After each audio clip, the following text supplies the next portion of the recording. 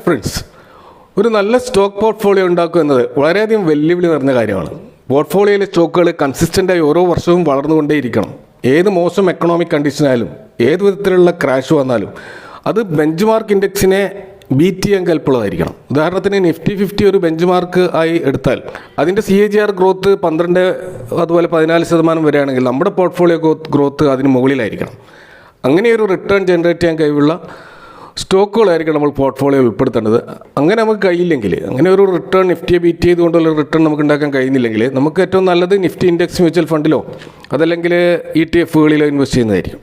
കാരണം നല്ല പോർട്ട്ഫോളിയോയിലേക്ക് സ്റ്റോക്ക് തിരഞ്ഞെടുക്കുമ്പോൾ നമ്മൾ ചില മാനദണ്ഡങ്ങൾ ഫോളോ ചെയ്യുകയാണെങ്കിൽ ബെഞ്ച് മാർക്കിനെ ബീറ്റ് ചെയ്യുന്ന CAGR റിട്ടേൺ കൺസിസ്റ്റൻ്റ് ആയിട്ട് ലഭിക്കാൻ അത് സഹായിക്കും. ഒന്ന്, നാം സെലക്ട് ചെയ്യുന്ന സ്റ്റോക്ക് ആ സെഗ്മെൻറ്റിലെ അല്ലെങ്കിൽ ആ സെക്ടറിലെ മാർക്കറ്റ് ലീഡർ കമ്പനി ആകാൻ പ്രത്യേകം ശ്രദ്ധിക്കണം. അറ്റ്ലീസ്റ്റ് 2ാം സ്ഥാനത്ത് നിൽക്കുന്ന ഒരു കമ്പനിയെങ്കിലും ആയിരിക്കണം. അതുകൂടാതെ കമ്പനിയുടെ മാനേജ്മെൻറ്റ് ഒരു ട്രസ്റ്റഡ് ആയിട്ടുള്ളതും റെപ്യൂട്ടഡ് ആയിട്ടുള്ളതുമായ ഒരു ബ്രാൻഡാണ് എന്ന് നമ്മളിന്ന് ഉറപ്പുവരുത്തണം. കൂടാതെ ആ സെക്ടറിലുണ്ടാകുന്ന മാറ്റങ്ങൾ കൊണ്ട് ബിസിനസ് അപ്ഡേറ്റ് ചെയ്ത് ലോങ് ടേമിൽ സർവൈവ് ചെയ്യാൻ സാധ്യതയില്ല. അതായത് പുതിയ പുതിയ ടെക്നോളജി ഡെവലപ്മെൻറ്റ്സ് മറ്റൊക്കെ വരുമ്പോൾ അതൊക്കെ അഡാപ്റ്റ് ചെയ്തുകൊണ്ട് തങ്ങളുടെ ബിസിനസ്സിൽ അതൊക്കെ സ്വീകരിച്ചുകൊണ്ട് ബിസിനസ്സിനെ വളർത്തുന്ന ഒരു കമ്പനി ആയിരിക്കണം നമ്മൾ സെലക്ട് ചെയ്യേണ്ടത്. അതുകൂടാതെ കമ്പനിക്ക് ഒരു പ്രൈസിങ് പവറും ഒരു കോമ്പറ്റേറ്റീവ് അഡ്വാൻറ്റേജും ഒക്കെ ഉണ്ടാകണം. കാരണം മൂന്നാമതൊരു കമ്പനിക്ക് വളരെ എളുപ്പത്തിൽ ഈ ഒരു സെഗ്മെൻറ്റിലേക്ക് കടന്നു വന്ന് മാർക്കറ്റ് ലീഡർ ആവാൻ കഴിയാത്ത വിധമുള്ള ഒരു ബിസിനസ് മോട്ട് ആ കമ്പനിക്ക് ഉണ്ടായിരിക്കണം. കൂടാതെ സെയിൽസും പ്രോഫിറ്റും കൺസിസ്റ്റൻ്റ് ആയിട്ട് വളരണം. എക്സ്റ്റേണൽ റീസൺ കൊണ്ട് ബിസിനസ് മോശമായിട്ടുണ്ടെങ്കിൽ അത് കമ്പനിയെ നമുക്ക് കുറ്റപ്പെടുത്താനാവില്ല. പക്ഷെ ഇൻറ്റേർണൽ റീസൺ കൊണ്ട് ഒരിക്കലും സെയിൽസും പ്രോഫിറ്റും കൺസിസ്റ്റൻ്റായി വളരാതിരിക്കുകയാണെങ്കിൽ ആ കമ്പനി നമ്മൾ ഒഴിവാക്കേണ്ട കമ്പനികളാണ്. കൂടാതെ ലാർജ് ക്ലയൻറ്റ് ബേസുള്ളതും വലിയ തോതിലുള്ള കസ്റ്റമർ ബേസുള്ളതുമായ കമ്പനിയും അതേപോലെ തന്നെ ജോഗ്രഫിക്കലി സ്പ്രെഡ് ആയിട്ടുള്ള ബിസിനസ്സുകളുമായിരിക്കണം നമ്മൾ പ്രധാനമായിട്ടും നമ്മളെ സ്റ്റോക്ക് പോർട്ട്ഫോളിയോയിൽ ഉൾപ്പെടുത്തേണ്ട സ്റ്റോക്കുകൾ. കൂടാതെ കമ്പനിയുടെ ROCയും ROEയും ഒക്കെ വളരെ ശക്തമാണെന്ന് ഉറപ്പുവരുത്തണം. കാരണം അതാണ് ആ കമ്പനി അവരുടെ ഒരു ഇൻവെസ്റ്റ്മെൻറ്റിൽ നല്ല റിട്ടേൺ അവർ ഉണ്ടാക്കുന്നുണ്ടോ, അവരുടെ മാക്സിമം കപ്പാസിറ്റി ഉപയോഗിച്ചുകൊണ്ട് മാക്സിമം ഔട്ട്പുട്ട് അവരുണ്ടാക്കുന്നുണ്ടോ എന്ന് നോക്കാനുള്ള പ്രധാനപ്പെട്ട 2 ഫണ്ടമെൻ്റൽ റേഷ്യോസാണ് ROEയും ROCയും. അപ്പോൾ അത് ഒരു ശക്തമാണ് എന്ന് നമുക്ക് ഉറപ്പുവരുത്തേണ്ടതുണ്ട്. കൂടാതെ നമ്മൾ സെലക്ട് ചെയ്യുന്ന കമ്പനി വലിയ തോതിലുള്ള ഗവൺമെൻറ് റെഗുലേറ്ററി അതോറിറ്റിയുടെ ഒരു അണ്ടറിൽ വരുന്നതായിരിക്കരുത്. കാരണം റെഗുലേറ്ററി റിസ്ക് ആ കമ്പനിയിൽ ഉണ്ടാവാത്ത വളരെ ലോ റിസ്ക്കുള്ള, പ്രത്യേകിച്ച് പുതിയ പുതിയ എന്തെങ്കിലും നിയമം വന്നാൽ മാർക്കറ്റ് ക്രാഷ് ആകുന്ന രീതിയിലുള്ള സ്റ്റോക്കുകളാണെങ്കിൽ നമ്മളത് ഒഴിവാക്കുന്നതായിരിക്കും നല്ലത്. അപ്പോൾ റെഗുലേറ്ററി റിസ്ക് ലോ ആയിട്ടുള്ള സ്റ്റോക്ക് തിരഞ്ഞെടുക്കുന്നതായിരിക്കും ഏറ്റവും നല്ലത്. അപ്പോൾ മറ്റൊരു പ്രധാനപ്പെട്ട കാര്യം നമ്മൾ ശ്രദ്ധിക്കേണ്ടത്, ഏതൊരു സ്റ്റോക്കായാലും നമ്മൾ പോർട്ട്ഫോളിയോയിൽ ആഡ് ചെയ്യുമ്പോൾ അത് ഒറ്റയടിക്ക് നമ്മൾ ആഡ് ചെയ്യരുത്. അത് ബൾക്കായിട്ട് വാങ്ങാൻ പാടില്ല. നമ്മുടെ ക്യാപിറ്റലിനെ നമ്മൾ 3-4 വിഭാഗങ്ങളായിട്ട് ഡിവൈഡ് ചെയ്തുകൊണ്ട് അല്ലെങ്കിൽ മാസത്തിൽ സിപ്പ് ചെയ്തുകൊണ്ട് ആ രീതിയിൽ ഒരു ആവറേജിങ് മെത്തേഡിലൂടെ മാത്രമേ നമ്മൾ സ്റ്റോക്കുകൾ ആഡ് ചെയ്യാൻ പാടുള്ളൂ. കാരണം നമുക്കെപ്പോഴും അതൊരു നല്ല ബൈങ് ലെവലിൽ കിട്ടും. അല്ലെങ്കിൽ ഒരു ബൈ ഓൺ ഡിപ്സ് എന്നുള്ള ഒരു സ്ട്രാറ്റജി നമ്മൾ ഫോളോ ചെയ്തുകൊണ്ടായിരിക്കണം അത്തരം സ്റ്റോക്കുകൾ നമ്മൾ ലോങ് ടേമിൽ എൻ്റർ ചെയ്യേണ്ടത്. അപ്പോൾ അത്തരത്തിലുള്ളൊരു മോഡൽ പോർട്ട്ഫോളിയോ ഒരു എഡ്യൂക്കേഷണൽ പർപ്പസിന് വേണ്ടി ഇവിടെ ഷെയർ ചെയ്യുകയാണ്. ഇതൊരിക്കലും ഒരു ബൈങ് റെക്കമെൻഡേഷൻ അല്ല. നിങ്ങൾ ഇതിൽ കൂടുതൽ റിസർച്ച് നടത്തിക്കൊണ്ട് മാത്രം ഈ സ്റ്റോക്കിൽ ഒരു തീരുമാനം എടുക്കാൻ പാടുള്ളൂ. അപ്പോൾ നമ്മൾ ഒന്നാമത്തെ സ്റ്റോക്ക് ഭാരതി എയർടെൽ ലിമിറ്റഡ് ആണ്. ടെലികോം രംഗത്ത് ഇന്ത്യയിലെ 2ാമത്തെ ലീഡിംഗ് പ്ലെയറായ ഭാരതി എയർടെൽ ലിമിറ്റഡ് ഇന്ത്യ കൂടാതെ ശ്രീലങ്ക അതുപോലെ 18ഓളം മറ്റ് രാജ്യങ്ങളിലും ടെലികോം സർവീസ് പ്രൊവൈഡ് ചെയ്യുന്ന ഒരു കമ്പനിയാണ്. ഇതിൻ്റെ കറണ്ട് പ്രൈസ് 1345 52 വീക്ക് ഹൈ 1420 ഈ സ്റ്റോക്ക് നമുക്ക് ബെസ്റ്റ് എൻട്രി ലെവൽ എന്ന് പറയാൻ പറ്റുന്ന 1284 എന്ന പ്രൈസിൽ വന്നാൽ നല്ലൊരു എൻട്രി ലെവലായിരിക്കും. പിന്നെ അതിൽ നിന്ന് താഴേക്ക് പോവുകയാണെങ്കിൽ 1197 1136 വരെ നമുക്കതിനെ ആവറേജ് ചെയ്തുകൊണ്ടേയിരിക്കുകയും ചെയ്യാം. 2ാമത്തെ സ്റ്റോക്ക് ബ്ലൂ സ്റ്റാർ ലിമിറ്റഡ് ആണ്. Air purifiers, air coolers, water purifiers, cold storage തുടങ്ങിയ പ്രൊഡക്റ്റുകൾ കമേഴ്ഷ്യലായിട്ട് നിർമ്മിക്കുന്ന ഒരു കമ്പനിയാണ് blue star manufacture. Project method എന്ന് പറയുന്നത് മെക്കാനിക്കലായാലും ഇലക്ട്രിക്കൽ, പ്ലംബിംഗ്, ഫയർ ഫൈറ്റിംഗ് ഈ ഒരു മേഖലയിലുള്ള സൊല്യൂഷൻസ് അവർ കമ്പനികൾക്ക് പ്രൊവൈഡ് ചെയ്യുന്നുണ്ട്. കൂടാതെ largest after sale service provide ചെയ്യുന്ന ഇന്ത്യയിലെ ഒരു leading air conditioning commercial refrigeration product manufacturing ചെയ്യുന്ന ഒരു കമ്പനിയാണ് blue star limited. Current price 1530 52 week high 1696 1418 1261 1146 ഈ ഒരു 3 ലെവലുകൾ ഈ സ്റ്റോക്കിൻ്റെ പ്രധാനപ്പെട്ട സപ്പോർട്ട് ലെവലുകളാണ്. ഈ ലെവലുകളിൽ ഈ സ്റ്റോക്ക് നമുക്ക് എപ്പോഴും അക്യുമുലേറ്റ് ചെയ്തുകൊണ്ടേയിരിക്കാവുന്നതാണ്. അടുത്ത stock Cholamandalam investment and finance company limited ആണ്. ചോളമണ്ഡലം ഇൻവെസ്റ്റ്മെൻറ്റ് ഒരു നോൺ ബാങ്കിങ് സർവീസ് കമ്പനിയാണ്. ഇന്ത്യയിലെ തന്നെ ഒരു പ്രീമിയം ഡൈവേഴ്സിഫൈഡ് നോൺ ബാങ്കിങ് ഗ്രൂപ്പാണ് ഇവർ. പ്രധാനമായിട്ടും വെഹിക്കിൾ ഫിനാൻസ്, ഹോം ലോൺസ്, അതുപോലെ ലോൺ അഗെയിൻസ്റ്റ് പ്രോപ്പർട്ടി തുടങ്ങിയ കാര്യങ്ങൾ പ്രൊവൈഡ് ചെയ്യുന്ന ലീഡിംഗ് ഫൈനാൻസിയേഴ്സാണ് ഈ ചോള ഫിനാൻഷ്യൽസ് എന്ന് പറയുന്ന ഈ കമ്പനി. കറണ്ട് പ്രൈസ് 1254, ഹൈ 1353 വരെ പോയിരുന്നു. 1266, 1150, 1119 എന്നീ ലെവലുകൾ വളരെ ഇമ്പോർട്ടൻ്റ് ആയിട്ടുള്ള ലെവലുകളാണ്.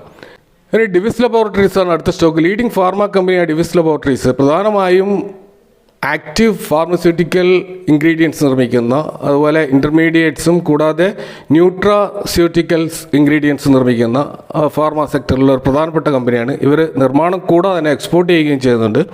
കറണ്ട് പ്രൈസ് 4503 അത് ഓൾ ടൈം ഹൈയിലാണ് ഇപ്പോൾ നിൽക്കുന്നത്.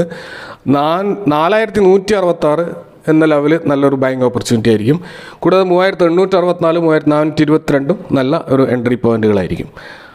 അടുത്ത സ്റ്റോക്ക് എക്സൈഡ് ഇൻഡസ്ട്രീസ് ലിമിറ്റഡ് ആണ്. എക്സൈഡ് ഇൻഡസ്ട്രീസ് പ്രധാനമായിട്ടും സ്റ്റോറേജ് ബാറ്ററികളും അതുമായി ബന്ധപ്പെട്ട പ്രൊഡക്റ്റുകൾ നിർമ്മിക്കുന്ന കമ്പനിയാണ്. അവർ ഈയിടെ electric vehicle lithium ion battery manufacturing രംഗത്തും കടന്നു കയറുകയുണ്ടായി. കറണ്ട് പ്രൈസ് 491 ഹൈ 517 443, 397, 360 എന്നീ ലെവലുകൾ വളരെ പ്രധാനപ്പെട്ട ലെവലുകളാണ്. ഈ ലെവലുകൾ ഈ സ്റ്റോക്ക് നമുക്ക് അക്യുമുലേറ്റ് ചെയ്യാവുന്ന ലെവലുകളാണ്. അടുത്തത് HCL ടെക്നോളജീസ് ആണ്. ഗ്ലോബൽ IT രംഗത്തെ ലീഡിംഗ് ബ്ലൂ ചിപ്പ് ഇന്ത്യൻ കമ്പനിയാണ് ഈ HCL ടെക്നോളജീസ്. ഇന്ത്യയിലെ തന്നെ ടോപ്പ് 5 IT കമ്പനികളിൽ ഉൾപ്പെട്ട കമ്പനിയാണ് HCL ടെക്. 46 രാജ്യങ്ങളിൽ നെറ്റ്വർക്ക് ഓഫീസുള്ള ഈ ഒരു company multi service IT solutions provide ചെയ്യുന്ന ഒരു IT ജയൻ്റ് ആണ്. കറണ്ട് പ്രൈസ് 1343 ഹൈ 1697 വരെ വരുന്നു. 1291 എന്ന ലെവൽ വളരെ നല്ലൊരു ബൈങ് റേഞ്ച് ആയിരിക്കും. 1258 നല്ലൊരു സപ്പോർട്ട് ലെവലാണ്. കൂടാതെ 1214 നമുക്ക് ഈ സ്റ്റോക്ക് ആവറേജ് ചെയ്യാവുന്നതാണ്. അടുത്ത ഹിന്ദുസ്ഥാൻ യൂണിലിവർ ആണ്. FMCG സെഗ്മെൻറ്റിലുള്ള മാർക്കറ്റ് ലീഡിംഗ് കമ്പനിയായ ഹിന്ദുസ്ഥാൻ യൂണിലിവർ അതിൻ്റെ ബിസിനസ് പ്രധാനമായിട്ടും ഹോം കെയർ, ബ്യൂട്ടി, അതുപോലെ പേഴ്സണൽ കെയർ, അതുപോലെ ഫുഡ്സ് ആൻഡ് റിഫ്രഷ്മെൻറ്റ് ഈ ഒരു രംഗത്തൊക്കെ വ്യാപിച്ചെടുക്കുന്ന ഒരു ഡൈവേഴ്സിഫൈഡ് FMCG കമ്പനിയാണ്. ഇവരുടെ മാനുഫാക്ചറിങ് ഫെസിലിറ്റീസ് പല രാജ്യങ്ങളിലുമായിട്ടുണ്ടെങ്കിലും ഇന്ത്യയിലാണ് ഇവർ പ്രധാനമായിട്ടും സെല് ചെയ്യുന്നത്. കറണ്ട് പ്രൈസ് 2603 ഹൈ 2770 വരെ പോയിരുന്നു. 2314 എന്ന ലെവല് നല്ലൊരു സപ്പോർട്ട് ലെവലാണ്. അതുപോലെ 2219, 2109 എന്നീ ലെവലുകൾ നമുക്ക് അക്യുമുലേറ്റ് ചെയ്യാൻ പറ്റുന്ന ലെവലുകളാണ്. ഇനി അടുത്ത സ്റ്റോക്ക് ICICI ബാങ്ക് ആണ്. ഇന്ത്യയിലെ സെക്കൻഡ് ലാർജസ്റ്റ് പ്രൈവറ്റ് സെക്ടർ ബാങ്കാണ് ICICI ബാങ്ക്. ഇവരുടെ ഒരു ഫൈനാൻഷ്യൽ പ്രൊഡക്ഷൻ സർവീസ് നോക്കുകയാണെങ്കിൽ റീറ്റെയിൽ, അതുപോലെ SME, അതുപോലെ കോർപ്പറേറ്റ് കസ്റ്റമേഴ്സിന് ഉള്ള ഒരു വലിയൊരു ക്ലയൻറ്റ് ബേസുള്ള കമ്പനിയാണ് ICICI group. Current price 1109 high 1173 വരെ പോയിരുന്നു. 1092 എന്നത് നല്ലൊരു സപ്പോർട്ട് ലെവലാണ്. അതുപോലെ 1063, 1030 ഈ ലെവലിലൊക്കെ നമുക്ക് ഈ സ്റ്റോക്ക് അക്യുമുലേറ്റ് ചെയ്യാവുന്ന സ്റ്റോക്കാണ്. അടുത്ത സ്റ്റോക്ക് ITC ആണ്. ITC ഇന്ത്യയിലെ ലാർജസ്റ്റ് സിഗരറ്റ് മാനുഫാക്ചറിങ് കമ്പനിയാണ്. ഇത് കൂടാതെ ബിസിനസ് സെഗ്മെൻറ്റ്സും ഉണ്ട്. അതിൽ പ്രധാനപ്പെട്ട FMCG സിഗരറ്റ്സ്, അതുപോലെ FMCG അതേഴ്സ്, അതുപോലെ ഹോട്ടൽസ്, പേപ്പർ ബോർഡ്സ്, പേപ്പർ പ്രൊഡക്റ്റുകൾ, അതുപോലെ പാക്കേജിങ് പ്രൊഡക്റ്റുകൾ, കൂടാതെ അഗ്രികൾച്ചറൽ ബിസിനസ്, ഇതിലൊക്കെ ഡൈവേഴ്സിഫൈഡ് ബിസിനസ് ഉള്ള കമ്പനിയാണ് ITC. കറണ്ട് പ്രൈസ് 430 ഹൈ 500 വരെ വരുന്നു. 417, 407, 393 ഈ 3 ലെവലുകൾ നമ്മൾ വാച്ച് ചെയ്യേണ്ട ലെവലുകളാണ്. ഈ ലെവലുകളിൽ നമുക്ക് ധൈര്യപൂർവ്വം അക്യുമുലേറ്റ് ചെയ്യാവുന്ന സ്റ്റോക്കാണ് ITC. അടുത്ത വരുൺ ബീവറേജസ് ലിമിറ്റഡ് ആണ്. ലോകത്തിലെ തന്നെ പെപ്സിക്കോയുടെ ഏറ്റവും ലാർജസ്റ്റ് ഫ്രാഞ്ചൈസിയാണ് ഈ വരുൺ ബീവറേജസ് ലിമിറ്റഡ്. ഇവരുടെ കമ്പനി പ്രധാനമായിട്ടും പ്രൊഡ്യൂസ് ചെയ്യുന്നത് കാർബണേറ്റഡ് സോഫ്റ്റ് ഡ്രിങ്ക്സ് ആണ്. കൂടാതെ നോൺ കാർബണേറ്റഡ് ഡ്രിങ്ക്സും ഇവർ പ്രൊഡ്യൂസ് ചെയ്യുന്നുണ്ട്. പെപ്സിയുടെ പല ബ്രാൻഡിലുള്ള നമുക്കറിയാവുന്ന Pepsi, 7up, Mirinda, orange, Mountain Dew, Tropicana തുടങ്ങിയ പല ജ്യൂസുകളും ഇവർ മാർക്കറ്റിൽ ഡിസ്ട്രിബ്യൂട്ട് ചെയ്യുന്നുണ്ട്. ഇതിൻ്റെ കറണ്ട് പ്രൈസ് 1491 ഹൈ 1562 വരെ വരുന്നു. ബെസ്റ്റ് എൻട്രി എന്ന് പറയുന്നത് 1358 എന്ന ഒരു ലെവലാണ്. അതിന് താഴേക്കുവാണെങ്കിൽ 1789, അതുപോലെ 1189 എന്നീ ലെവലുകൾ നമുക്ക് ആവറേജ് ചെയ്യാവുന്ന ലെവലുകളാണ്. അപ്പോൾ ഇവിടെ പരാമർശിച്ച ഒരു 10 സ്റ്റോക്കുകളുടെ ഒരു പോർട്ട്ഫോളിയോ, അതിൽ എത്ര ക്വാണ്ടിറ്റി ഓരോന്നും വാങ്ങണം എന്ന രീതിയിലുള്ള ഒരു മൊത്തത്തിലുള്ള ഒരു സ്മോൾ കേസ് ഞാനിവിടെ കാണിച്ചിട്ടുണ്ട്. അതിൽ നമുക്ക് ITC 10 വാങ്ങണം, ഡിവിസ് 1 വാങ്ങണം, ICICI ബാങ്ക് 4, അങ്ങനെ എത്ര എണ്ണമാണ് വാങ്ങേണ്ടത് അതിൻ്റെ വെയിറ്റേജ് അടക്കമാണ് ഇവിടെ കൊടുത്തിട്ടുള്ളത്. അപ്പോൾ ഈ ഒരു പോർട്ട്ഫോളിയോ കഴിഞ്ഞ ഒരു വർഷം നൽകിയ റിട്ടേൺ എന്ന് പറയുന്നത് ഏകദേശം 26.9 അതായത് ഏകദേശം 27% റിട്ടേൺ നൽകിയിട്ടുണ്ട്. നിഫ്റ്റിയെ ബീറ്റ് ചെയ്തിട്ടുണ്ട്. നിഫ്റ്റിയുടെ റിട്ടേൺ 17%. അപ്പോൾ ഈ ഒരു 10 സ്റ്റോക്കുകളിൽ നിങ്ങൾ കൂടുതൽ സ്റ്റഡി നടത്തുക.